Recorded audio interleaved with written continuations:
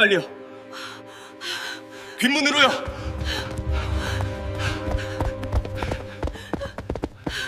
예배당에 들어선 제파를 낚아챈 목사님의 손은 덜덜 떨리고 있었습니다. 예배당 로비에는 조폭 같은 남자들이 쫙 깔려 있었고 목사님이 제 주머니에 찔러 넣어준 쪽지엔 충격적인 진실이 적혀 있었습니다. 신발도 못 신은 채 맨발로 교회를 탈출하며 저는 피눈물을 삼키며 맹세했습니다. 내 돈, 내 집, 내 목숨 노린 대가 뼈저리게 후회하게 해주마. 한 노모의 섬뜩하고 통쾌한 참교육. 구독과 좋아요 눌러주시면 마음 따뜻해지는 이야기로 보답하겠습니다. 감사합니다. 오늘의 사연 시작합니다. 그날 아침 며느리가 친정 식구들과 여행을 간다고 집을 비운 첫날이었습니다.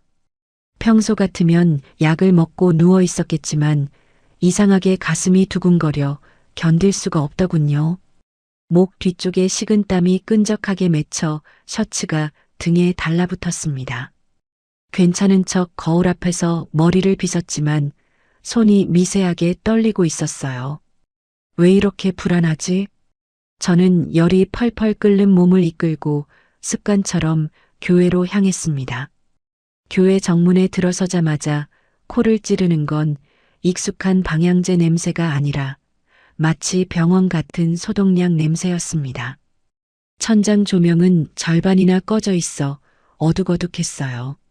무의식 중에 가방 끈을 더 꽉 움켜쥐며 주변을 둘러보았습니다. 뭔가 이상해. 안내 데스크 앞에는 낯선 남자 셋이 서 있었습니다.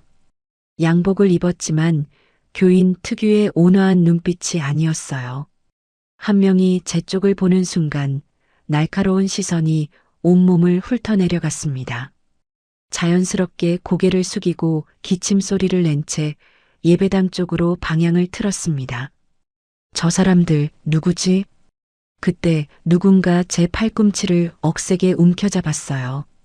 화들짝 놀라 고개를 돌리니 담임 목사님이 잔뜩 굳은 표정으로 서 계셨습니다.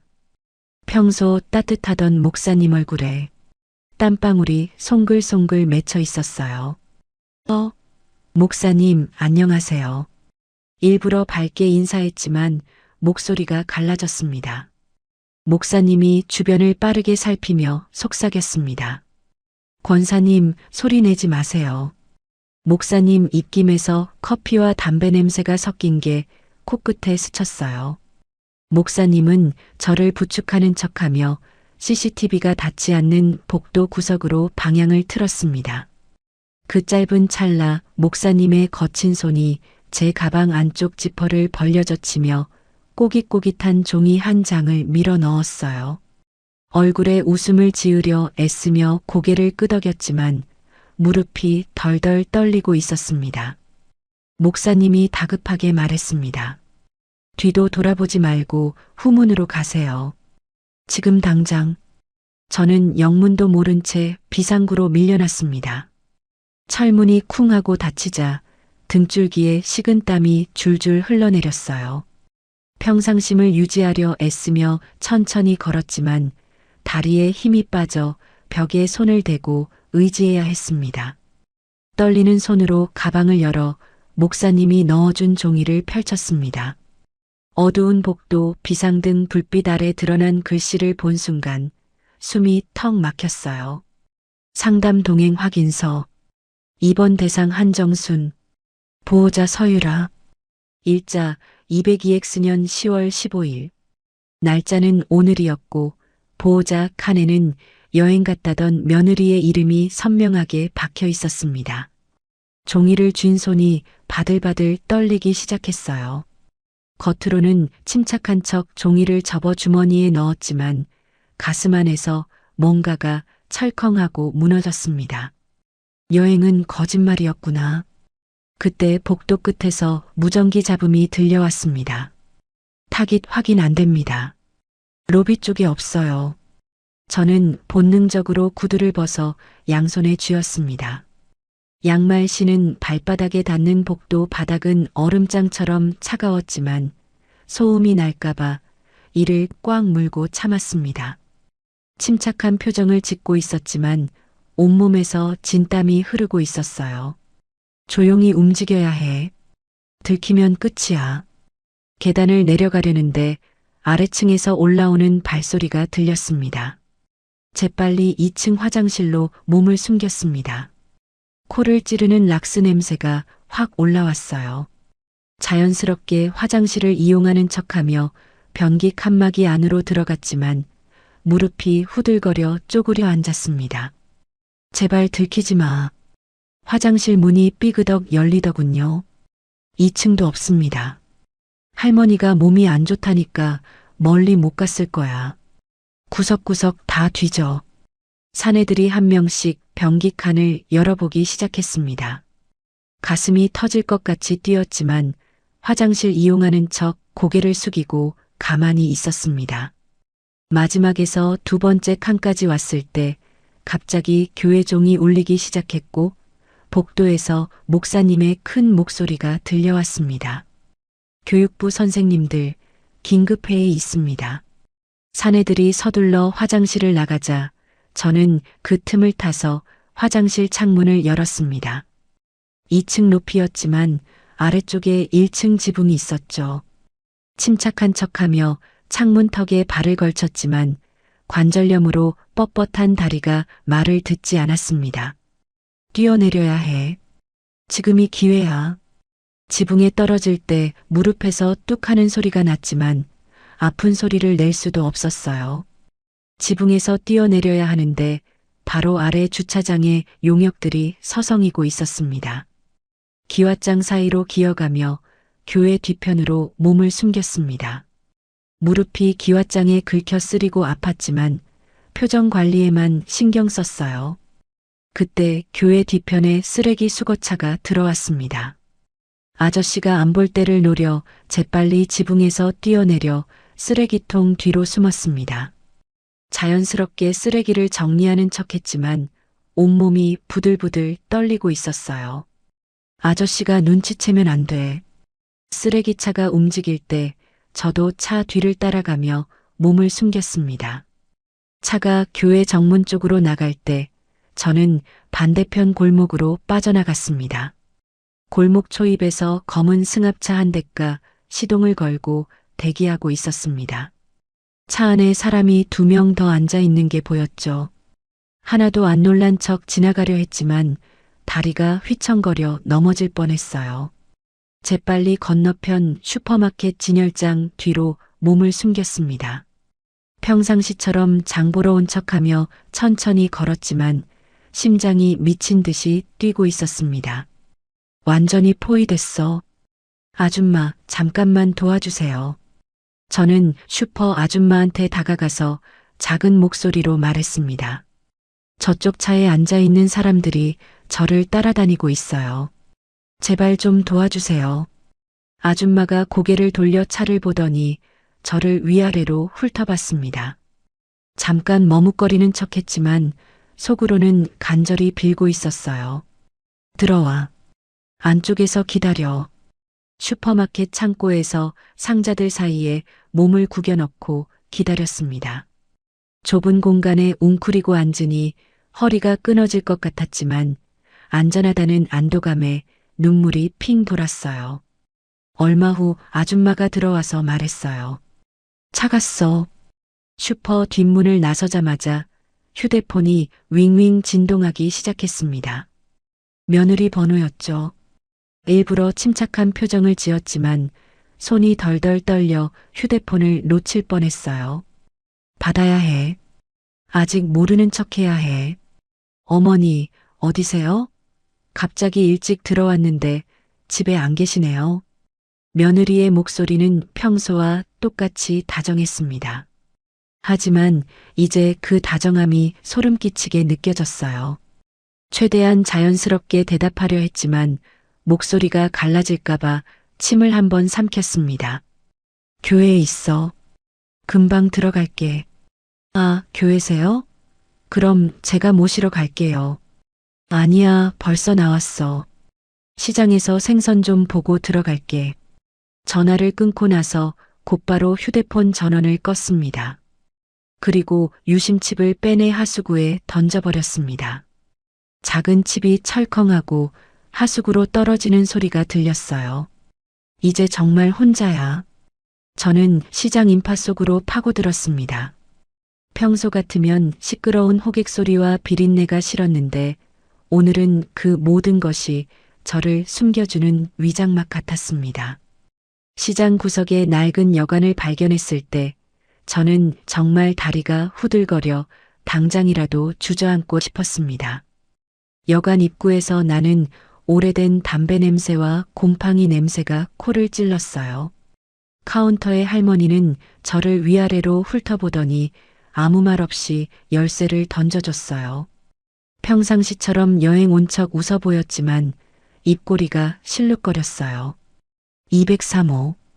방에 들어가서 문을 꽁꽁 잠그고 의자까지 받쳐놓고 나서야 겨우 한숨을 쉴 수 있었습니다. 창문 틈으로 밖을 내다보니 어둠이 깔린 골목은 고요했습니다. 방 안이 안전하다는 게 확실해지자 그제야 온몸이 풀리며 바닥에 주저앉았습니다. 드디어 안전한 곳에 왔어. 바닥에 주저앉아 목사님이 준 종이를 다시 펼쳤습니다. 보호자 서유라. 그 이름을 보니 오늘 하루 겪었던 일들이 모두 현실로 다가왔습니다. 종이를 쥔 손이 바들바들 떨렸지만 표정만큼은 단단히 굳혔어요. 그동안 내가 얼마나 바보였을까. 이제부터 제대로 싸워야겠어. 눈물이 흘렀지만 소리내어 울지는 않았습니다. 울 힘이 있으면 생각해야 했습니다. 어떻게 살아남을지, 그리고 어떻게 이 끔찍한 배신을 되갚아줄지. 오늘 저는 간신히 도망쳤지만 이건 끝이 아닙니다. 이제부터 진짜 전쟁이 시작입니다. 여관방의 낡은 형광등이 웅웅거리는 소리를 냈습니다. 그 불규칙한 소음이 마치 제 머릿속을 긁어대듯 시끄러웠죠. 딱딱한 매트리스에 등을 대고 누웠지만 잠은 오지 않았어요. 이불을 턱까지 끌어올렸지만 온몸이 덜덜 떨리고 있었습니다. 무의식 중에 베개를 껴안으며 몸을 웅크렸어요. 정말 살아남을 수 있을까? 눈을 감으면 지난 몇 달간의 기억이 필름처럼 스쳐 지나갔습니다. 그때는 그저 살갑다고만 생각했던 며느리의 행동들이 이제 와서 보니 목을 조르기 위해 밧줄을 매는 손짓이었어요. 기억은 2달 전 거실 소파 위로 돌아갑니다. 서유라는 걱정스러운 표정을 지으며 제 이마에 손을 얹었어요. 그 손바닥은 축축하고 차가웠습니다. 자연스럽게 웃어 보였지만 왠지 모르게 소름이 돋았어요. 어머니, 또 깜빡하셨어요? 가스 불 켜두셨잖아요. 저는 분명 찌개를 데우려고 불을 켰고 주방을 지키고 서 있었습니다. 하지만 며느리는 제가 방에 들어가서 한참을 잤다고 우겼어요. 그때 서유라의 눈은 웃고 있지 않았습니다. 차분한 척 고개를 끄덕였지만 가슴속이 답답했습니다. 내가 정말 깜빡한 걸까? 아니야, 분명 지키고 서 있었는데. 그날 이후로 집안에는 정체불명의 택배가 쌓이기 시작했습니다. 뇌 건강 영양제, 심신 안정차 같은 것들이었어요. 며느리는 밥상머리에서 약봉지를 뜯어 제 손에 쥐어주며 말했습니다. 이거 드셔야 해요. 요즘 어머니 자꾸 말도 어눌해지시고 그 약을 먹으면 이상하게 하루 종일 몸이 물 먹은 솜처럼 처졌어요.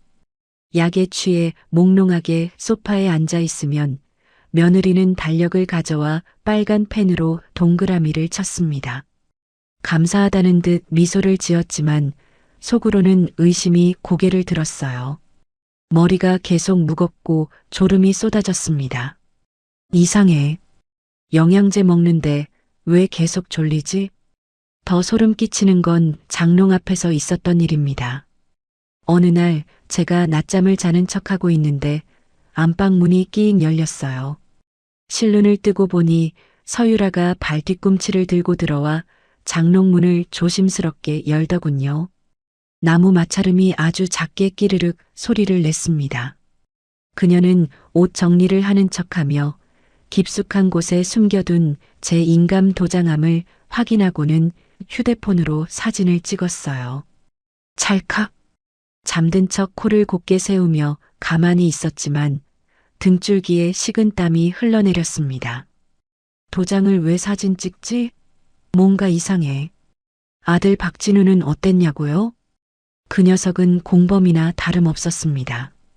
저녁 식사 자리에서 제가 요즘 몸이 좀 이상하다고 넌지시 말을 꺼내면 아들은 국그릇에 코를 박은 채 숟가락질만 해댔어요. 젓가락질 소리만 달그락거렸습니다. 괜찮다는 듯 밝게 웃어 보였지만 속으로는 서운함이 밀려왔어요. 엄마, 유라가 알아서 챙기잖아요. 예민하게 굴지 말고. 아들은 귀찮았던 겁니다. 그 무관심이 며느리에게 날개를 달아준 셈이었어요.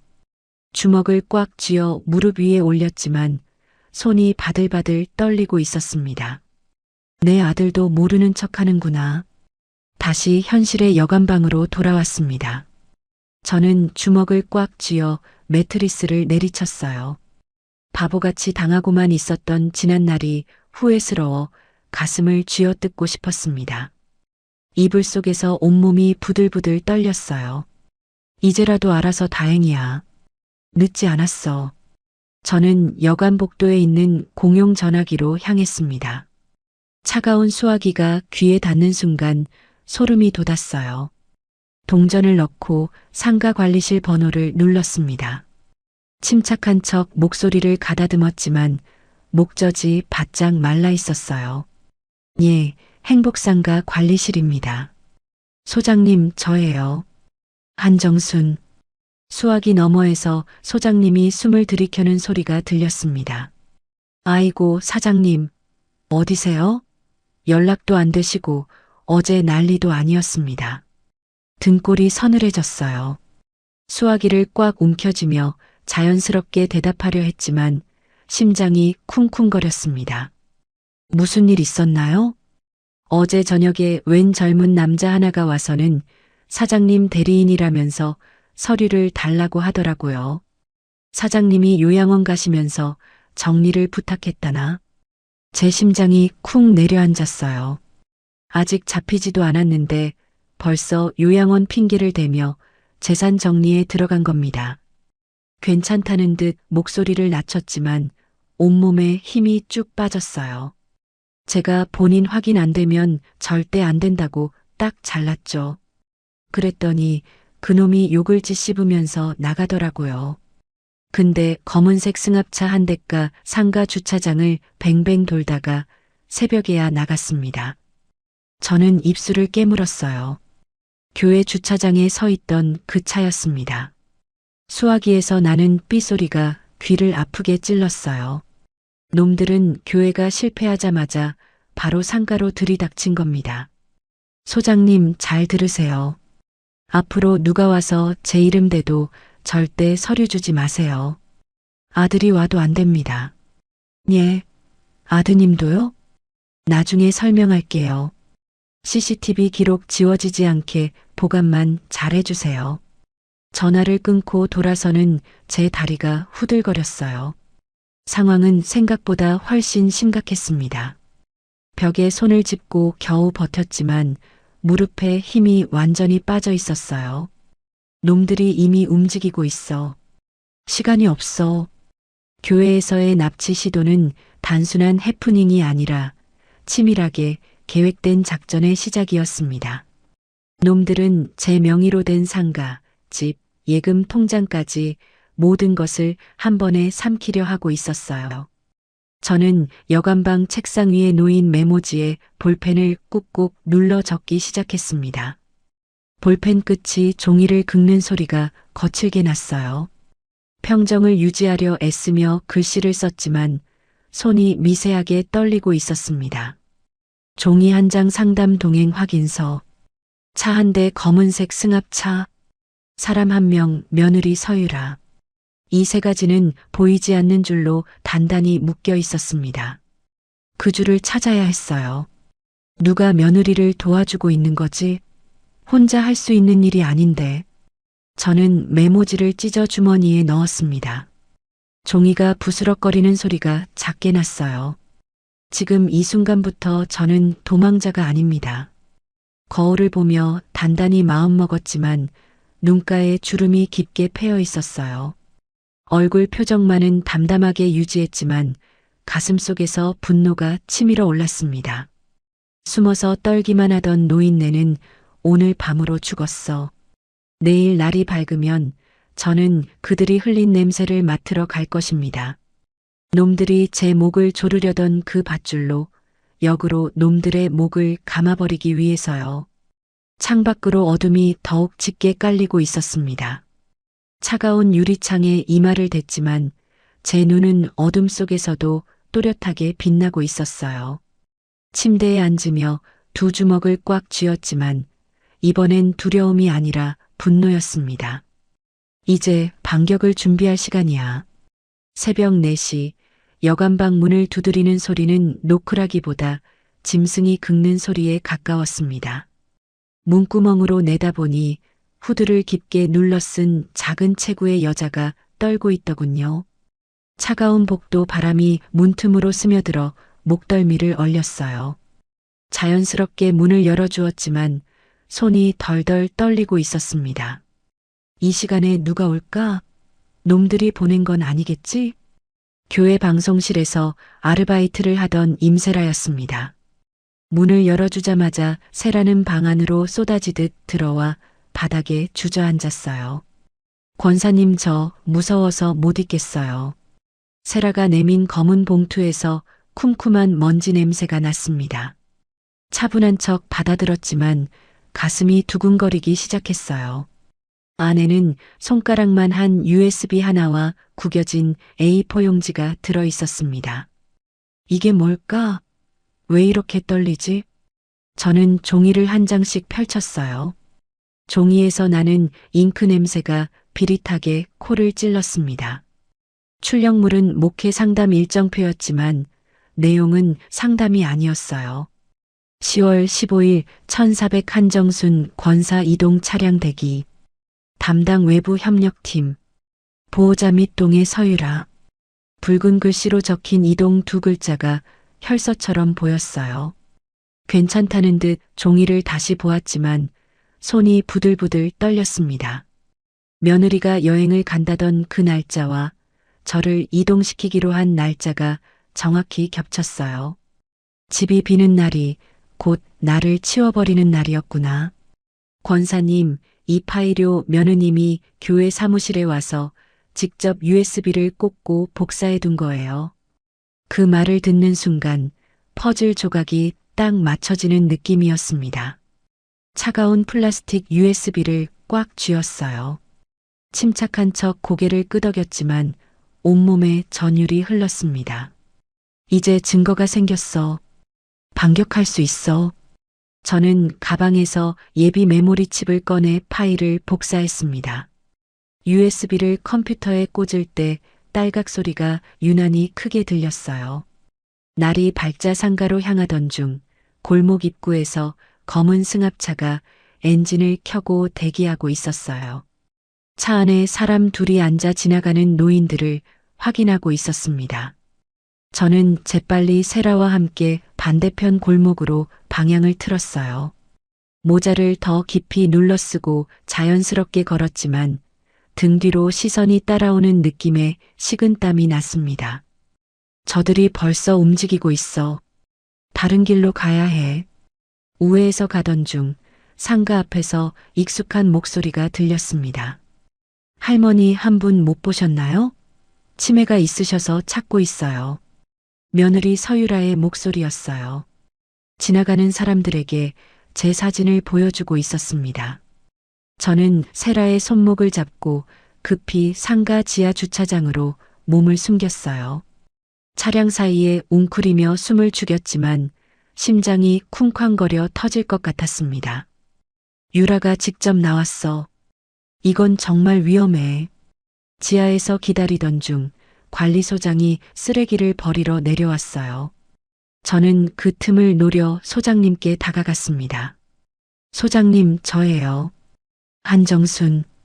소장님은 놀라며 주변을 둘러보더니 급히 관리실로 안내했어요. CCTV 모니터 앞에 섰습니다. 모니터에서 나는 윙윙 소리가 귀를 간지렸어요. 소장님이 어제 영상을 틀었습니다. 평정을 유지하려 애쓰며 화면을 바라보았지만 주먹을 꽉 쥐고 있었어요. 저놈이 뭘 했는지 확인해야 해. 화면 속에 낯선 남자가 나타났습니다. 정장을 입었지만 넥타이를 느슨하게 풀어 헤친 모습이 건들거려 보였어요. 남자는 관리소장에게 서류철을 흔들며 무언가 요구했습니다. 소장님이 거절하자 남자는 책상을 쾅 내리치고 밖으로 나갔어요. 남자는 복도에서 휴대폰을 꺼내 어딘가로 전화를 걸었습니다.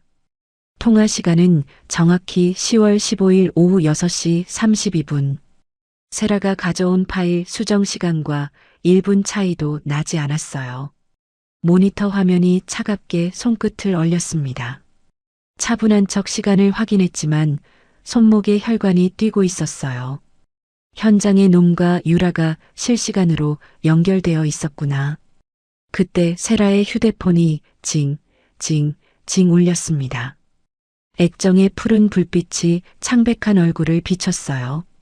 임세라 씨, 교회 비품 함부로 손 떼면 도둑질인 거 알지? 부모님 가게까지 찾아간다. 세라의 얼굴이 백지처럼 하얗게 질렸습니다. 휴대폰을 쥔 손이 덜덜 떨려 메시지를 읽기도 힘들어 보였어요. 저는 세라의 어깨를 단단히 감싸며 부드럽게 말했지만 속으로는 분노가 치밀었습니다. 놈들이 벌써 추적했어. 빨리 세라를 안전한 곳으로 보내야 해. 관리실을 나가려는데 건물 1층에서 발소리가 들렸어요. 서유라가 관리소장을 찾으며 올라오고 있었습니다. 저는 세라와 함께 비상계단으로 몸을 숨겼어요. 계단에서 나는 차가운 시멘트 냄새가 코를 찔렸습니다. 서유라의 하이힐 소리가 점점 가까워지자 저는 세라의 손을 잡고 지하로 내려갔어요. 자연스러운 척 발소리를 죽였지만 무릎이 후들거렸습니다. 들키면 끝이야. 조용히 움직여야 해. 지하에서 다른 출구를 찾던 중 세라가 속삭였습니다. 권사님, 저기 화물용 리프트가 있어요. 작은 화물 엘리베이터가 구석에 있었어요. 저는 세라와 함께 리프트를 타고 3층 옥상으로 올라갔습니다. 엘리베이터의 덜컹거리는 진동이 온몸에 전해졌어요. 옥상에서 인근 건물로 이어지는 작은 다리를 발견했습니다. 저는 세라에게 메모지를 건네며 말했어요. 여기 박권산의 주소야. 며칠만 죽은 듯이 있어. 볼펜이 종이를 긁는 소리가 작게 났습니다. 진심으로 걱정하는 척 말했지만 가슴속에서는 분노가 타올랐어요. 이제 반격할 차례야. 세라는 인근 건물로 사라지고 저는 혼자 남았습니다. 차가운 바람이 뺨을 스쳤지만 이제 두렵지 않았어요. 주머니 속 USB가 딸깍 소리를 내며 부딪혔습니다. 마침내 놈들과 정면으로 맞설 준비가 됐어요. 숨어만 있을 수는 없어. 이제 진짜 사냥이 시작이야. 비에 젖은 낙엽처럼 축축하게 가라앉은 마음을 안고 저는 가방 깊숙한 곳에서 낡은 수첩을 꺼냈습니다. 시장통에서 장사하던 시절 외상값이나 거래처 번호를 적어두던 손바닥만 한 수첩이었어요. 종이에서 나는 곰팡이 냄새가 코끝을 찔렀습니다. 차분한 척 수첩을 펼쳤지만 손가락이 바들바들 떨리고 있었어요. 하지만 그 안에 적힌 이름 하나가 제게는 마지막 남은 구명조끼였습니다. 태원이가 날 기억이나 할까? 강태원. 20년 전 시장 구석 단칸방에서 고시 공부를 하던 가난한 청년이었죠. 제가 밥 때마다 국밥 국물을 넉넉히 퍼주고 김치 한 포기라도 더 쥐어보냈던 그 학생이 이제는 번듯한 변호사가 되었다는 소식을 들은 적이 있었어요. 공중전화를 찾아가는 길 골목 모퉁이에서 검은 승합차가 서행하며 지나갔습니다. 차창이 스모킹이라 안이 보이지 않았지만 느린 속도가 수상했어요. 저는 재빨리 옆 슈퍼마켓으로 들어가 음료수 코너에 몸을 숨겼습니다. 에어컨 찬바람이 목덜미를 스쳤어요. 자연스럽게 음료수를 고르는 척했지만 심장이 쿵쾅거렸습니다. 저 차가 날 찾는 건 아니겠지? 혹시 추적당한 건 아닐까?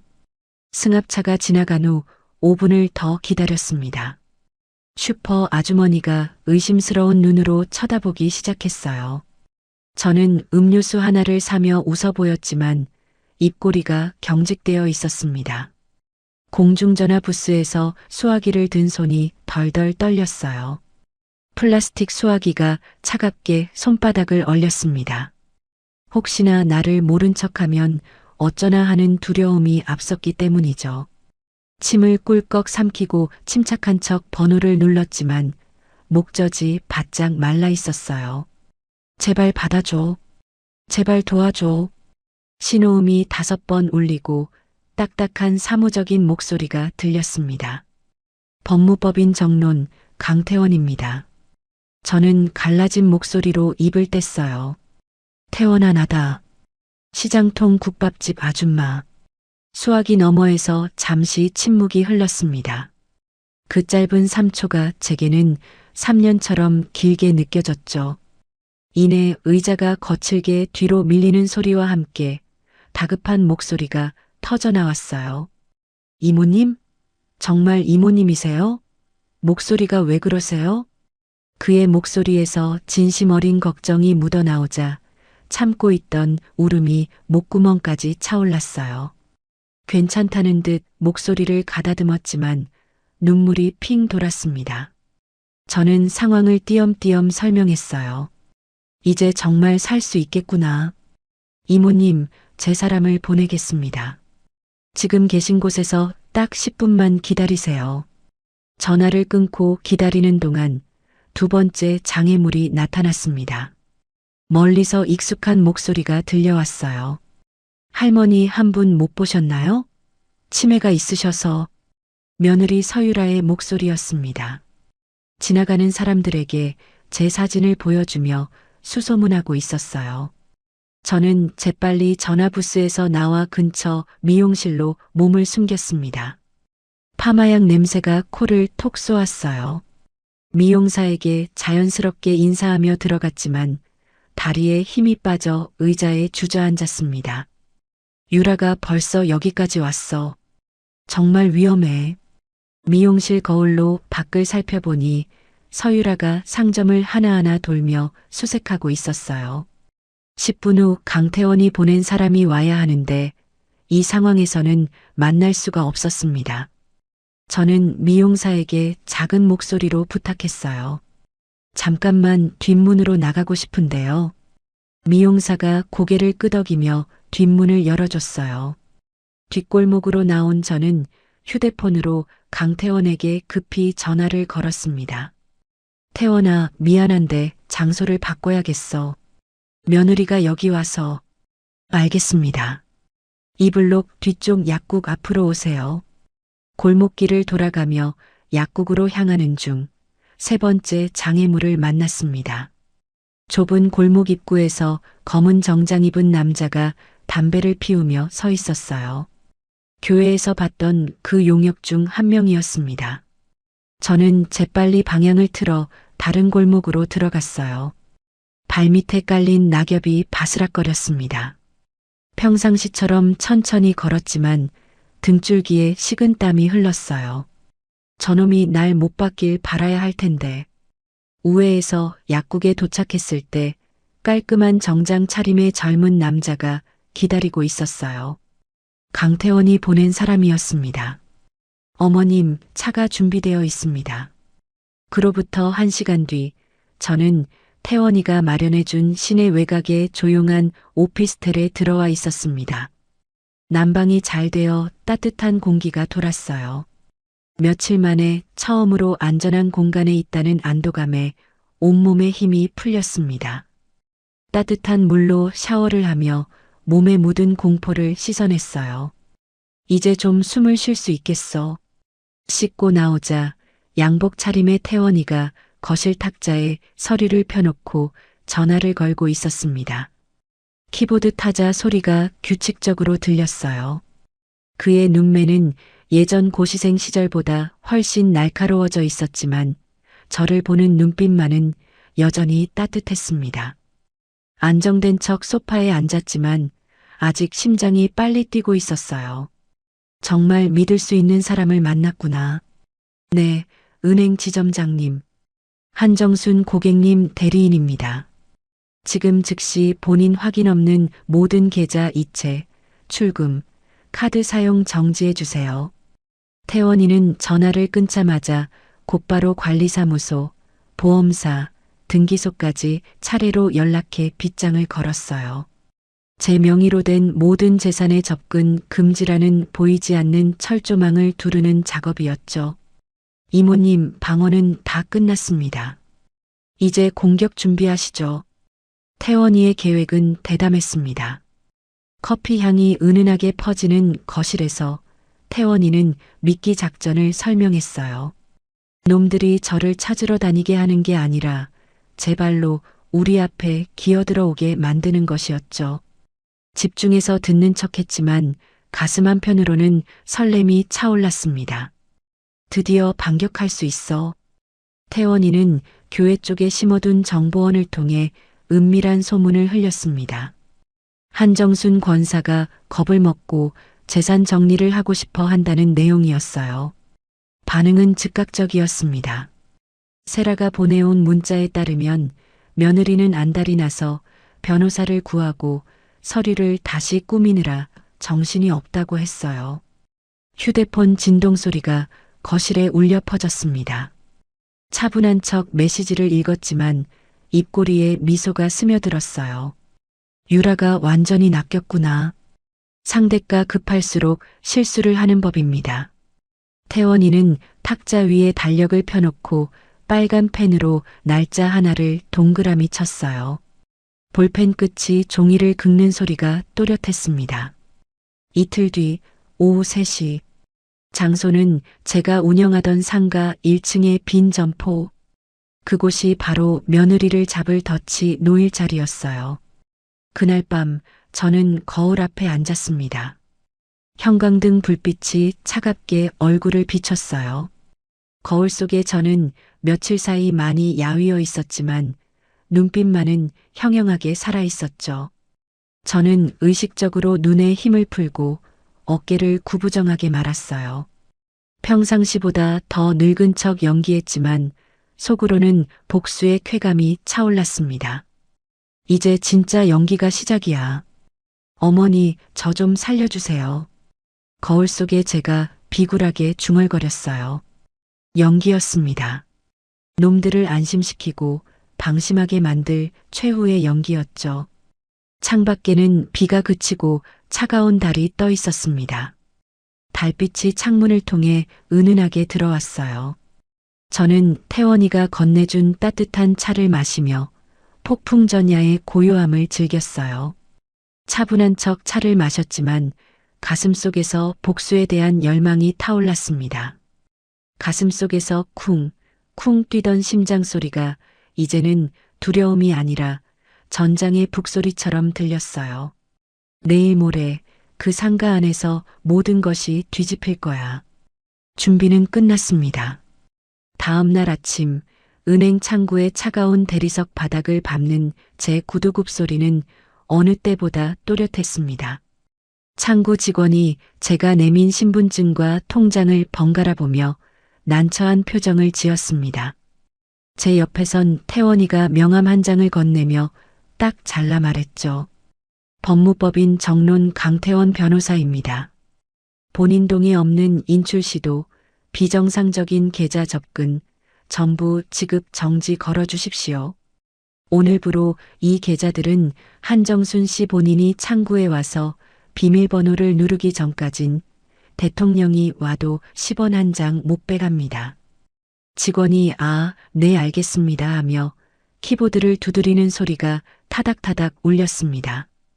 곧이어 붉은색 스탬프가 서류 위에 쿵 하고 찍혔습니다. 그 묵직한 진동이 책상을 타고 제 손끝까지 전해지더군요. 그제야 실감이 났습니다. 며느리가 그토록 탐내던 제 피땀 같은 돈이 이제야 비로소 안전한 금고 속으로 들어갔다는 사실이요. 상가 임대차 계약서도 마찬가지였습니다. 관리실 전산망에 명예 변경 불가라는 팝업창이 뜨는 걸 확인하고서야 저는 안도의 한숨을 내쉬었습니다. 이걸로 며느리가 제 도장을 훔쳐가서 할 수 있는 일은 아무것도 없었습니다. 서류 쪼가리는 이제 휴지 조각이나 다름없게 된 셈이죠. 오피스텔로 돌아오니 세라가 거실 바닥에 A4 용지를 가득 깔아놓고 있었습니다. 마치 거대한 지도를 그리는 것 같았습니다. 세라가 눈을 반짝이며 저를 불렀습니다. 권사님, 이것 좀 보세요. 돈이 흘러간 길이 보여요. 세라가 손가락으로 가리킨 표에는 복잡한 숫자들이 나열되어 있었습니다. 교회 리모델링 공사비 명목으로 빠져나간 돈이 세탁소나 철물점 같은 엉뚱한 이름의 계좌를 거쳐 결국 종착지인 SY 컨설팅이라는 유령 회사로 들어가고 있었습니다. 그리고 그 회사의 대표 이름은 다름 아닌 제 며느리 서유라의 친정 오빠였습니다. 교회 헌금도 노인 대학 지원금도 다 이쪽으로 빨려 들어갔어요. 권사님 쌈짓돈 노린 게 전부가 아니었어요. 이 사람들 애초에 교회를 돈 세탁 창구로 쓰고 있었던 거예요. 기가 막혀서 헛웃음이 나왔습니다. 하나님 이름을 팔아서 자기들 배를 채우고 늙은 시어머니 재산까지 털어먹으려 했다니. 분노가 치밀어 올라 손이 부들부들 떨렸지만 저는 그 떨림을 주먹을 꽉 쥐어 참아냈습니다. 지금 화를 내면 집니다. 이 분노는 놈들을 무너뜨릴 연료로 써야 합니다. 세라야, 이거 사진 다 찍어서 파일로 만들어라. 그리고 원본은 은행 대여금고에 넣어둬. 이게 우리 핵폭탄이다. 이제 방어막은 쳤고 무기도 손에 넣었습니다. 남은 건 놈들을 사형대 위로 끌어올리는 일뿐이었죠.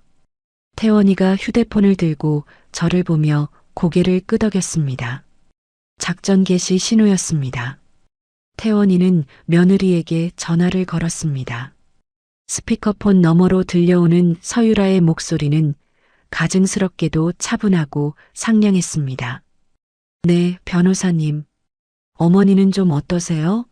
제가 얼마나 걱정했는지 몰라요. 태원이가 건조한 목소리로 대사를 쳤습니다. 어르신 심신이 많이 불안정하십니다. 자꾸 헛소리를 하시는데 재산을 다 정리하고 싶어 하세요. 며느님께 일임하겠다고 하시는데 상태가 오락가락하시니 더 나빠지기 전에 빨리 서류 정리하시는 게 좋겠습니다. 그 말에 수화기 너머에서 잠시 숨을 멈추는 소리가 들렸습니다. 침 넘어가는 꿀꺽 소리까지 들리는 듯했죠. 서유라는 짐짓 망설이는 척했지만 목소리에 섞인 탐욕은 숨길 수 없었습니다. 아유, 어쩌다가 그렇게 되셨을까요? 그럼요, 제가 가서 도와드려야죠. 어머니가 원하시는 대로 해드리는 게 도리 아니겠어요? 내일 오후 3시 상가 1층 빈 점포로 오십시오. 필요한 서류와 도장 다 준비해 두겠습니다. 아, 그리고 교회 목사님도 증인으로 모시고 오시죠. 나중에 딴소리 안 나오게 확실히 하는 게 좋으니까요. 네, 알겠습니다. 목사님과 함께 갈게요. 감사합니다, 변호사님. 전화가 끊기자마자 태원이와 저는 서로를 보며 싸늘하게 웃었습니다. 서유라는 지금 쾌재를 부르고 있을 겁니다. 자기가 이겼다고, 늙은 노인네가 결국 손을 들었다고 착각하고 있겠죠. 목사까지 데려오라고 한 건 태원이의 신의 한 수였습니다. 한 번에 일망타진하기 위한 큰 그림이었으니까요. 그날 밤 저는 화장대 거울 앞에 앉아 마지막 리허설을 했습니다. 거울 속에 저는 멀쩡했습니다. 눈빛은 형형하고 허리는 꼿꼿했죠. 하지만 1초 뒤 저는 어깨를 축 늘어뜨리고 초점을 흐렸습니다. 입을 살짝 벌리고 손을 덜덜 떨며 허공을 응시하는 멍한 표정을 지었습니다. 누가 봐도 판단력을 잃은 치매 노인의 모습이었습니다. 유라야, 내 돈 다 줄게. 제 입에서 나온 목소리지만 소름이 끼쳤습니다. 이 비굴하고 나약한 모습이 내일 며느리를 방심하게 만들 최고의 위장이 될 겁니다. 저는 다시 허리를 곧게 펴고 거울을 노려보았습니다. 내일까지만이다. 내일까지만 바보로 사는 거야. 그 다음엔 내 이름 석자, 한정순으로 돌아온다. 결전의 날 아침, 우리는 상가 1층 빈 점포에 먼저 도착했습니다. 오랫동안 비어 있어 먼지가 쌓인 바닥을 태원이가 빗자루로 쓸어냈습니다. 세라는 구석에 놓인 화분 뒤에 소형 카메라를 설치하고 테이블 밑에는 고성능 녹음기를 테이프로 붙였습니다. 카메라 앵글은 정확히 며느리가 앉을 자리를 비추고 있었습니다. 태원이가 테이블 위에 서류 뭉치를 올려놓으며 말했습니다. 이모님, 저들은 서류에 도장만 찍으면 끝난다고 생각할 겁니다. 그때가 가장 취약한 순간이에요. 우리가 준비한 진짜 서류는 제가 신호를 주면 꺼내시면 됩니다. 그래. 실수 안 한다. 내 평생 장사하면서 진상 손님 많이 겪어봤다. 이 정도는 아무것도 아니야. 저는 상가 셔터를 반쯤 내려놓고 의자에 앉아 눈을 감았습니다. 먼지 섞인 공기 냄새, 밖에서 들리는 차 소리, 그리고 벽시계의 초침 소리. 모든 감각이 날카롭게 살아났습니다. 가슴속에서 쿵, 쿵하고 북소리가 울렸습니다. 두려움이 아니었습니다. 이건 사냥꾼이 짐승의 발소리를 들었을 때 느끼는 전율이었습니다. 드르륵. 셔터가 올라가는 소리와 함께 역광을 받은 그림자 2개가 안으로 들어왔습니다. 또각또각 하이힐 소리와 저벅저벅 구두 소리. 며느리 서유라와 목사였습니다. 어머니. 서유라가 과장된 몸짓으로 달려와 제 손을 덥석 잡았습니다. 그 손은 축축했고 향수 냄새가 진동했습니다. 저는 속으로 구역질을 삼키며 초점 없는 눈으로 그녀를 바라보았습니다. 판은 완성되었습니다. 이제 덫을 작동시킬 시간입니다. 빈 점포 안의 공기는 무겁게 가라앉아 있었습니다.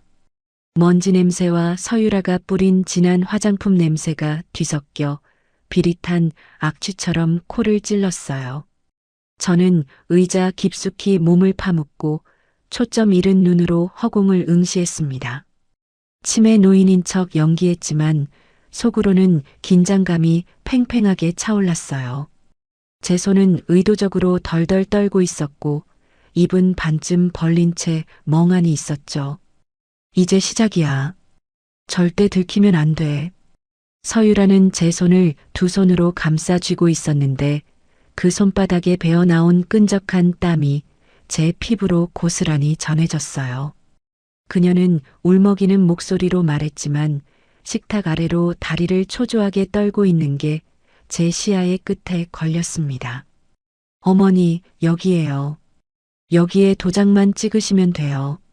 그때 첫 번째 위기가 찾아왔습니다. 갑자기 점포 밖에서 큰 목소리가 들려왔어요. 여기 누가 있어요? 문 열어주세요. 관리사무소 직원의 목소리였습니다. 서유라와 목사가 놀라며 고개를 돌렸어요. 저는 여전히 멍한 표정을 유지하며 가만히 앉아 있었지만 심장이 쿵쾅거렸습니다. 녹화가 중단되면 안 되는데. 태원이가 재빨리 일어나 문 쪽으로 갔어요. 죄송합니다. 계약 관련 상담 중입니다. 잠시만 기다려주세요. 자연스럽게 대응했지만 이마에 살짝 땀이 배어났습니다. 다행히 관리사무소 직원은 네. 알겠습니다 하며 발걸음을 돌렸어요. 다행이야. 계속 진행할 수 있어. 서유라가 내민 서류는 전재산 위임장과 성년후견인 신청서였어요. 그녀는 볼펜을 제 손가락 사이에 억지로 끼워 넣으며 재촉했습니다. 볼펜 끝에서 나는 잉크 냄새가 코를 스쳤어요. 저는 펜을 잡은 손에 힘을 주지 않고 계속 시간을 끌었습니다. 연기를 계속하면서도 속으로는 쾌감이 차올랐어요. 펜촉이 종이를 긋지 못하고 허공만 맴돌자 서유라의 미간이 순간적으로 찌푸려졌다가 다시 펴지는 게 보였어요. 점점 조급해지고 있구나. 옆에 앉아있던 목사도 마른 침을 삼키며 헛기침을 했습니다. 권사님. 며느님 효심이 지극하지 않습니까? 목사의 시선은 제 얼굴이 아니라 책상 위에 놓인 인감도장에 고정되어 있었어요. 탐욕에 젖은 그 눈빛이 번들거렸습니다.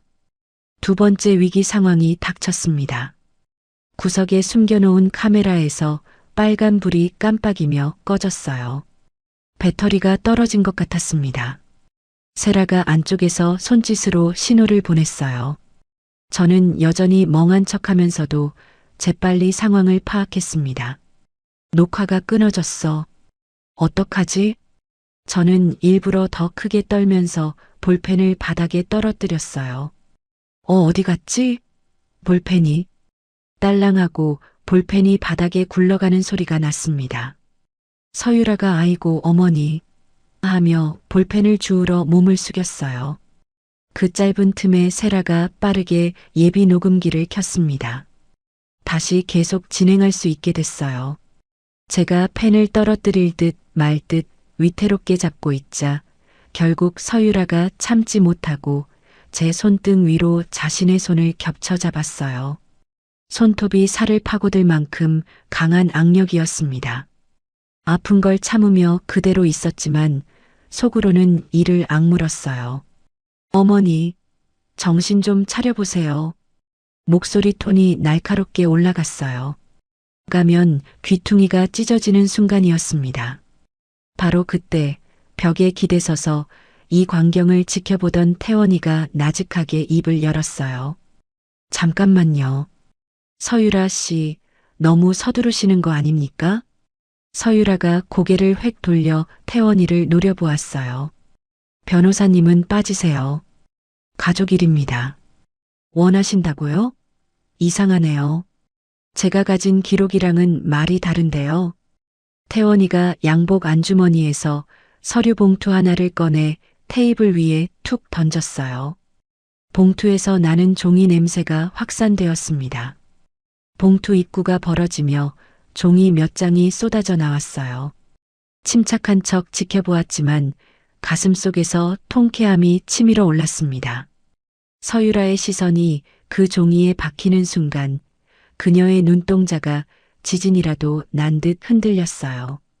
드디어 본색을 드러낼 시간이야. 이 서류들 작성 날짜가 10월 10일이네요. 어르신이 쓰러지기도 전이고 심지어 며느님이 여행 간다고 짐 싸던 날입니다. 태원이의 목소리는 차분했지만 내용은 얼음장처럼 차가웠어요. 서유라의 얼굴이 불그락푸르락 변했습니다. 그녀는 잡고 있던 제 손을 탁 놓으며 벌떡 일어났어요. 이게 무슨 억지예요? 세 번째 장애물이 나타났습니다. 서유라가 갑자기 가방을 챙기며 도망치려 했어요. 저 급한 일이 생겨서 나중에. 발 뒤꿈치를 들고 문 쪽으로 몸을 돌렸습니다. 하지만 닫혀있던 점포 안쪽 문이 열리며 임세라가 걸어 나왔어요. 세라의 손에는 작은 USB가 들려 있었고 손가락 끝이 하얘질 정도로 꽉 쥐고 있었습니다. 자연스럽게 출구를 막는 척했지만 온몸이 떨리고 있었어요. 이제 완전히 포위했어. 저 다 봤어요. 사모님이 시키신 거잖아요. 세라의 등장에 서유라는 완전히 얼어붙었어요. 그제야 저는 고개를 숙인 채 계속 떨고 있던 손을 멈췄습니다. 그리고 천천히, 아주 천천히 고개를 들었어요. 흐릿하게 풀었던 눈동자에 힘을 주고 며느리의 눈을 똑바로 쏘아보았습니다. 침착한 척했지만 가슴속에서 복수의 쾌감이 폭발했어요. 서유라와 눈이 마주쳤을 때 그녀가 헉하고 숨을 들이켰습니다. 이제 진짜 내 모습을 보여줄 시간이야. 저는 품 안에서 꼬깃꼬깃해진 종이 한 장을 꺼내 테이블 위에 올려놓았어요. 종이에서 나는 묵은 냄새가 코끝을 스쳤습니다. 목사님이 제 가방에 찔러 넣어줬던 그날의 탈출을 알렸던 상담 동행 확인서였어요. 유라야, 네가 여행 간 날 나는 이 종이 한 장 들고 지옥을 뛰쳐나왔다. 제 목소리는 갈라져 있었지만 떨리지 않았어요. 서유라의 얼굴이 백지장처럼 하얗게 질렸습니다. 입을 뻐끔거렸지만 목소리가 나오지 않는 듯 했어요. 어머니, 그게 아니라. 닥쳐라. 저는 낮고 짧게 끊어 말했어요. 더 이상 그녀의 역겨운 변명을 듣고 싶지 않았습니다. 서유라가 상황을 모면하려는 듯 다시 문 쪽으로 몸을 돌렸지만 세라가 막고 서 있었어요. 태원이가 서유라와 목사 앞을 가로막으며 쐐기를 박았습니다. 지금 이 대화 그리고 이 자리의 모든 상황은 녹화되고 있습니다. 이 증거들은 내일 아침 경찰진흥범죄수사대와 검찰청으로 동시에 넘어갑니다. 서유라가 고개를 들어 저를 보았어요. 눈물이 그렁그렁 고여 있었지만 이번에는 연기가 아니었습니다. 진짜 두려움이었어요. 하지만 저는 그 눈물을 외면했습니다. 차분한 척 일어났지만 가슴속을 짓누르던 거대한 바위가 조금씩 가벼워지는 느낌이 들었어요. 아직 끝난 게 아니야. 이건 그저 시작일 뿐이야. 나가자. 저는 의자에서 일어나 옷매무새를 다듬었어요. 태원이와 세라가 제 양옆을 지켰습니다. 우리는 넋이 나가 앉아있는 며느리와 목사를 뒤로하고 점포 밖으로 걸어 나왔어요. 바깥 공기가 차가웠지만 제 폐부 깊숙한 곳까지 시원하게 씻어내는 느낌이었습니다. 자연스럽게 걸었지만 온몸에 해방감이 퍼져나갔어요. 저는 하늘을 올려다보며 크게 심호흡을 했어요. 이제 며느리의 방패는 깨졌어. 다음은 진우와의 마지막 대결이야. 이제 며느리의 방패는 깨졌습니다. 다음은 그녀가 믿고 있는 마지막 동아줄, 제 아들 박진우와 그들의 사회적 지위를 끊어놓을 차례예요. 저는 주먹을 꽉 쥐었습니다. 진짜 심판은 지금부터입니다. 며칠 뒤 뉴스 화면 위로 익숙한 교회 간판이 지나갔습니다. TV에서 나오는 앵커의 딱딱한 목소리가 거실에 울려 퍼졌어요. 화면 하단에는 종교단체 가장한 불법 자금 세탁 및 노인 요양 사기 조직 적발이라는 자막이 붉은색으로 흐르고 있었죠. 차분한 척 뉴스를 보고 있었지만 가슴속에서 통쾌함이 치밀어 올랐어요.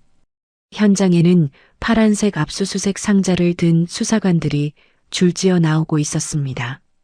드디어 저들도 심판을 받는구나. 그 행렬 사이로 양손에 은팔찌를 차고 고개를 푹 숙인 목사의 모습이 보였어요. 항상 단상 위에서 거룩한 척 설교하던 그 입은 마스크로 가려져 있었지만 겁에 질려 떨고 있는 어깨까지는 감추지 못했더군요. 저는 TV 리모컨을 내려놓고 태원이가 운전하는 차에 올라탔어요. 차 시트에서 나는 가죽 냄새가 코끝을 스쳤습니다. 이제 법의 심판은 시작되었으니 저는 제 몫의 심판을 마무리하러 가야 했어요. 자연스럽게 차에 앉았지만 주먹을 꽉 쥐고 있었습니다. 마지막 대결이야. 이제 정말 끝낼 수 있어. 아파트 단지 입구에서 첫 번째 장애물을 만났습니다. 경비실 아저씨가 차를 세우더니 창문을 두드렸어요. 어디 가시는 거예요? 요즘 출입이 엄격해서요. 아저씨 입에서 나는 담배 냄새가 훅 풍겨왔습니다. 저는 주민등록증을 보여주며 자연스럽게 웃었지만 심장이 빨리 뛰었어요. 혹시 아들이 미리 출입을 막아놨나 하는 걱정이 들었거든요. 설마 미리 손을 썼을까? 아니겠지. 다행히 경비 아저씨는 아, 주민이시네요 하며 차단기를 올려줬어요. 현관문 앞에 서자 안에서 우당탕거리는 소리와 고성이 들려왔습니다. 당신이 알아서 한다며. 어머니 치매로 몰아서 요양원 보내면 다 해결된다며. 아들 박진우의 목소리였어요. 저는 비밀번호를 눌렀습니다.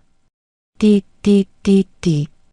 도어록이 해제되는 경쾌한 소리가 들리자 안에서의 싸움 소리가 뚝 끊겼어요. 차분한 척 문을 열었지만 온몸에 긴장이 흘렀습니다. 이제 정말 마지막이야. 문을 열고 들어서니 거실은 난장판이었어요. 깨진 화분에서 나는 흙 냄새가 코를 찔렀습니다. 서유라는 헝클어진 머리를 한 채 소파에 주저앉아 울고 있었고 아들은 넥타이를 풀어헤친 채 씩씩거리고 있었죠. 두 사람은 저를 보자마자 얼어붙은 듯 멈췄어요. 자연스럽게 안으로 들어왔지만 손끝이 미세하게 떨리고 있었습니다. 드디어 왔구나. 이제 끝장을 내자. 엄마. 아들놈이 먼저 정신을 차리고 제 앞으로 기어왔어요. 무릎을 꿇고 제 바짓단을 잡는 손이 축축하게 젖어 있었습니다. 엄마, 저 진짜 몰랐어요. 유라가 다 꾸민 일이에요. 비굴했어요. 저는 품 안에서 휴대폰을 꺼내 녹음 파일을 재생했습니다. 휴대폰 스피커에서 나오는 찌직한 소음이 귀를 간지렸어요. 태원이가 통신사에서 합법적으로 받아낸 결정적인 통화 기록이었어요. 10월 14일 오후 10시 15분 서유라, 오빠, 어머니 내일 처리할 거야. 박진우 시끄럽게만 하지 마. 명예 이전 서류는 확실히 챙겨. 녹음된 목소리가 거실에 울려 퍼지자 아들의 얼굴이 흑빛으로 변했어요. 잡고 있던 제 바짓단을 스르르 놓으며 뒤로 주저앉더군요. 침착한 척 휴대폰을 내려다보았지만 가슴 속에서 실망감이 밀려왔어요. 너는 몰랐던 게 아니라 귀찮아서 모른 척했던 거구나. 들었지? 너는 몰랐던 게 아니라 귀찮아서 모른 척하고 싶었던 거야. 그때 두 번째 위기가 찾아왔습니다. 소파에 있던 서유라가 갑자기 벌떡 일어나더니 부엌 쪽으로 뛰어갔어요. 안 돼. 절대 안 돼. 부엌에서 식칼을 집어들고 나왔습니다. 날카로운 쇠 냄새가 코를 스쳤어요. 저는 재빨리 뒤로 물러섰지만 다리가 후들거렸습니다. 손에 든 칼날이 거실 조명에 번쩍 반사되며 위협적으로 보였어요. 미친년이 뭘 하려는 거야? 어머니, 저희 다 죽고 살고 하는 일이에요. 제발 그만해 주세요. 하지만 저는 침착함을 잃지 않았어요. 유라야, 칼 내려놔. 지금 너 협박죄까지 추가하려고? 차분하게 말했지만 심장이 쿵쾅거렸습니다. 서유라가 망설이는 틈에 아들이 재빨리 일어나서 아내의 손목을 잡았어요. 야, 미쳤어? 이러면 진짜 끝이야. 부부가 실랑이 하는 동안 저는 안전한 거리를 확보했습니다. 세 번째 장애물이 나타났습니다. 서유라가 칼을 내려놓더니 갑자기 현관문으로 뛰어가며 소리쳤어요. 도와주세요. 강도예요. 누가 좀 도와주세요. 복도에 울려 퍼지는 비명소리가 귀를 찔렀습니다. 이웃들이 나와서 상황이 복잡해질 수 있었어요. 저는 재빨리 휴대폰으로 태원이에게 전화를 걸었습니다. 자연스럽게 전화하는 척했지만 손이 부들부들 떨렸어요. 태원아, 빨리 올라와. 상황이 좀 복잡해졌어. 빨리 와야 해. 이웃들이 오기 전에. 다행히 태원이가 금방 올라와서 상황을 정리해줬어요. 변호사입니다. 가족 간 재산 정리 문제로 잠시 대화가 격해진 거예요. 이웃들에게 차분히 설명하자 사람들이 하나둘 돌아갔어요. 서유라는 도끼를 품은 눈으로 저를 노려보며 말했어요. 어머니, 너무하시네요. 그래도 저희 가족이잖아요. 가족이라는 단어가 나오자 역겨움이 치밀어 올랐어요. 저는 거실 탁자 위에 놓인 노란 봉투를 집어들어 그녀의 면전에 던졌습니다. 봉투에서 나는 종이 냄새가 확산되었어요. 봉투가 바닥에 떨어지며 내용물이 흩어졌어요. 평정을 유지하려 애쓰며 말했지만 온몸에 분노가 차올랐습니다. 그건 임대차 계약 해지 통보서와 퇴거 명령서였어요. 가족? 너희가 언제 날 가족 취급했니? 가족? 너희가 언제 나를 가족 취급했니? 너희한테 나는 빨대 꽂을 숙주였을 뿐이잖아. 저는 한 발짝 다가가며 목소리를 낮게 깔았어요. 짐 싸라. 당장. 네. 어머니, 갈 데가 없어요. 그건 내 알 바 아니지. 10분 준다. 저는 시계를 보며 카운트다운을 시작하는 신용을 했어요. 시계 초침이 똑똑 소리를 내며 돌아갔습니다. 그제야 상황 파악이 된 며느리가 비명을 지르며 안방으로 뛰어들어가 가방을 챙기기 시작했어요. 차분한 척 서 있었지만 가슴속에서 해방감이 폭발했습니다. 드디어 이 집에서 내쫓을 수 있구나.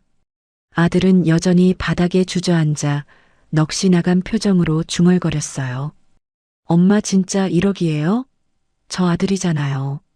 그래, 아들이지. 그래서 경찰에 신고는 안 했다. 그게 내 마지막 배려야. 10분 뒤 두 사람은 옷까지 몇 개만 쑤셔 넣은 가방을 들고 쫓겨나듯 현관을 나섰어요. 엘리베이터가 닫히는 순간까지 서유라는 저를 노려보며 저주를 퍼부었고 아들은 고개를 들지 못했어요.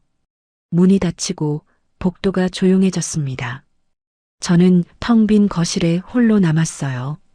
깨진 화분, 어지러운 바닥 하지만 이상하게도 마음은 고요했습니다. 저는 현관으로 가서 도어록 건전지 커버를 열고 비밀번호를 변경했어요. 삐, 삐, 삐, 삐. 새로운 번호가 설정되는 소리가 마치 제 인생의 새로운 시작을 알리는 신호음처럼 들렸습니다. 자연스럽게 번호를 눌렀지만 손끝이 약간 떨렸어요. 그리고 주머니에서 상가 열쇠, 통장, 인감도장을 꺼내 식탁 위에 가지런히 올려두었어요. 모든 게 제자리로 돌아왔어. 이제 정말 자유야. 태원이가 조용히 들어와 제 뒤에 섰어요. 이모님 괜찮으세요? 저는 창가로 다가가 커튼을 젖혔어요. 창밖 찬바람이 유리를 통해 스며들어왔습니다. 창밖으로 아파트 단지를 빠져나가는 두 사람의 초라한 뒷모습이 보였어요. 그들은 서로를 탓하며 싸우고 있는 듯 손짓이 거칠었습니다. 편안한 척 창밖을 바라보았지만 가슴 한구석이 아려왔어요. 자식을 내치는 부모의 마음이 오죽하겠습니까? 그래도 썩은 살은 도려내야 새 살이 돋는 법이야. 괜찮다. 아주 시원하다. 저는 창문에 비친 제 얼굴을 바라보았어요. 눈가에 주름이 자글자글했지만 눈빛만은 맑고 단단했습니다. 더 이상 누군가의 눈치를 보는 나약한 노인은 없었어요. 저는 깊은 숨을 들이마셨습니다. 폐 속 가득 들어오는 공기가 차갑지만 상쾌했어요. 평정을 유지하며 숨을 쉬었지만 온몸에 자유로움이 퍼져나갔습니다. 이제 끝났어. 정말 모든 게 끝났어. 이제 끝났습니다. 길고 길었던 도망과 추격, 배신과 복수의 막이 내렸어요. 저는 돌아서서 태원이를 향해 희미하게 미소 지었습니다. 가자, 태원아. 국밥이나 한 그릇 뜨끈하게 먹으러 가자. 계절이 2번 바뀌고 거친 바람이 불던 골목에도 연한 초록빛이 돌기 시작했습니다. 저는 상가 관리실의 낡은 소파에 앉아 창밖으로 쏟아지는 봄볕을 바라보고 있었어요. 봄꽃 냄새가 열린 창문으로 은은하게 스며들었습니다. 예전 같으면 이맘때쯤 며느리가 가져온 정체불명의 건강식품을 억지로 삼키며 졸음에 취해 있었을 시간이죠. 차분하게 앉아 있었지만 가슴속에 자유로움이 차올랐어요. 하지만 지금 제 앞에는 맑게 우려낸 둥글레차 한 장과 제가 직접 작성한 입주민 관리 대장이 놓여 있습니다. 이제 정말 내가 주인이구나. 관리실 문이 열리고 새로 채용한 성실한 관리 소장님이 들어오며 꾸벅 인사를 했어요. 문 여는 소리가 삐걱하고 울렸습니다. 회장님, 이번 달 주차 정산 내역입니다. 회장님이라뇨. 듣기 거북합니다. 그냥 여사님이라고 하세요. 자연스럽게 웃으며 대답했지만 어깨가 절로 펴졌어요. 이제 아무도 날 함부로 부르지 못해. 그때 첫 번째 위기가 찾아왔습니다. 관리실 문이 다시 열리더니 낯익은 중년 남자가 들어왔어요. 며느리 서유라의 친정 오빠였습니다. 남자 정장에서 나는 쿰쿰한 냄새가 코를 찔렀어요. 안녕하세요, 올케. 오랜만이네요. 저는 재빨리 관리소장에게 눈짓했어요. 평상시처럼 인사하는 척했지만 온몸에 긴장이 흘렀습니다. 이놈이 뭐하러 왔을까? 돈 때문일 거야. 무슨 일로 오셨어요? 아, 그게 유라 일로 좀 부탁드릴 게 있어서요. 애가 지금 많이 힘들거든요. 저는 침착하게 대답했어요. 저는 더 이상 그 사람과 아무 관계 없습니다. 돌아가세요. 관리소장님이 제 뒤에 서서 상황을 지켜보고 있어 든든했어요. 남자가 포기하고 나갈 때까지 꿋꿋이 버텼습니다. 오후에는 반가운 손님이 찾아왔어요. 단정한 정장 차림에 한결 밝아진 얼굴을 한 임세라였습니다. 세라가 가져온 스카프에서 은은한 장미 향이 났어요. 권사님 아니 할머니, 저 이거 꼭 드리고 싶었어요. 자연스럽게 받으며 웃었지만 눈시울이 촉촉해졌어요. 이 아이가 이렇게 밝아지다니. 우리는 상가 근처 국밥집에 마주 앉았어요. 뚝배기에서 나는 구수한 냄새가 코끝을 간지렸습니다. 세라가 호호 불며 밥을 말아먹는 모습을 보니 밥 안 먹어도 배부르다는 옛말이 무슨 뜻인지 알겠더군요. 저는 가방에서 미리 준비해둔 봉투 하나를 꺼내 세라 쪽으로 밀었어요. 차분하게 건넸지만 손끝이 따뜻해졌습니다. 이런 착한 아이들이 힘을 가져야 해. 이건 뇌물 아니다. 네가 앞으로 만날 힘없는 노인들 도울 때 쓰라고 주는 기름값이다. 두 번째 장애물을 만났습니다. 집으로 돌아가는 길에 아파트 입구에서 박진우가 기다리고 있었어요. 초라한 모습이었지만 여전히 제 아들이었습니다. 바람에 날리는 담배 냄새가 코를 스쳤어요. 엄마, 잠깐만 얘기해요.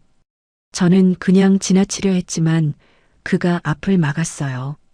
자연스럽게 피하려 했지만 가슴 한켠이 저렸습니다. 아직도 포기 안 했구나. 엄마, 정말 미안해요. 저 정말 반성하고 있어요. 저는 단호하게 말했어요. 진우야, 미안하다는 말로는 부족해. 네가 정말 변했는지 시간이 증명해야 해. 평정을 유지하며 말했지만 목소리가 약간 떨렸어요. 아들을 지나쳐 엘리베이터에 탔습니다. 저녁 무렵 저는 집으로 돌아와 뉴스를 켰어요. TV에서 나오는 앵커 목소리가 거실에 울려 퍼졌습니다. 화면 구석에 짧은 단신이 스쳐 지나갔어요. 종교 사기단 핵심 간부들 실형 확정 불법 수익금 전액 몰수.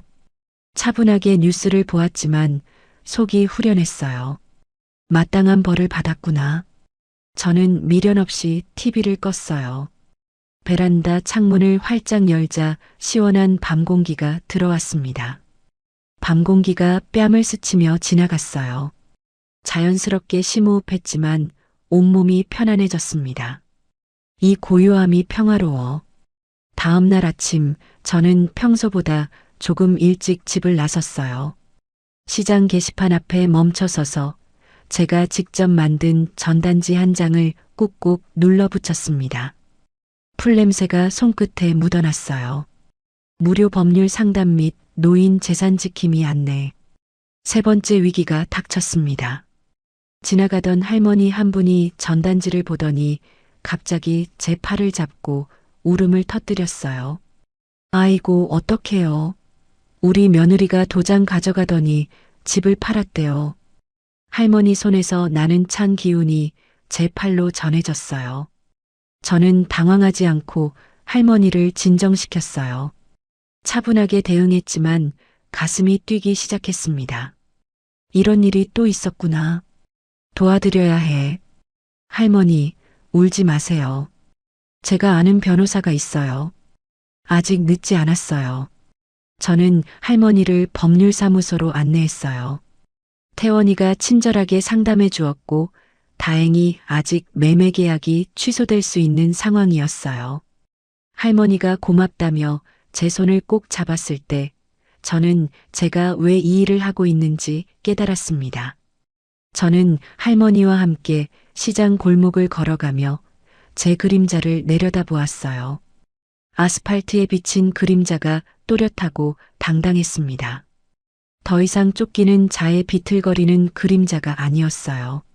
자연스럽게 걸었지만 어깨에 힘이 들어갔습니다. 이제 나도 누군가를 도와줄 수 있어. 문득 국밥집 유리창에 제 모습이 비쳤어요. 유리에 비친 제 얼굴에서 환한 미소가 번져나갔습니다. 흰머리는 늘었지만 눈빛은 20살 처녀 때보다 더 반짝이고 있었어요. 저는 유리창 속의 저에게 작게 속삭였습니다.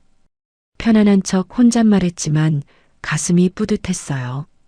고생했다, 정순아. 그리고 잘 싸웠다.